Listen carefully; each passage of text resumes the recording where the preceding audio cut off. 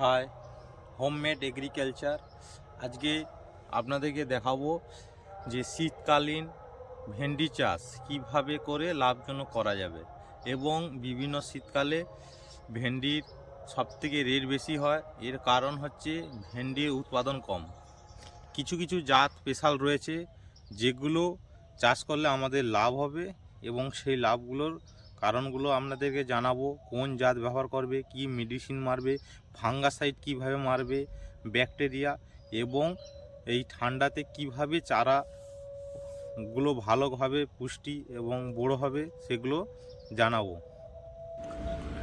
ভেন্ডি গাছে শীতকালে সবথেকে বড় যেটা বিচাটা সুন্দর করে গাছ ফোটানো।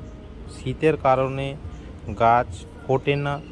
গরমে যে পরিমাণ 100টা রোপণ হয়, এই শীতকালে 50% হয়। এর জন্য আমাদের দেখো প্রত্যেকটা হয়েছে, কোনো মিস যায়নি। এর জন্য প্রথম কাজ হচ্ছে এই বিচাটা একদিন রোদ দিয়ে পরের দিন 24 ঘন্টা ভিজিয়ে রেখে, ভেজা কাপড়ে করে 24 ঘন্টা জড়িয়ে রেখে এটাতে শুকনো মাটির মধ্যে রোপণ করতে হবে। দিয়ে অল্প কিছু খড় দিয়ে দিতে হবে।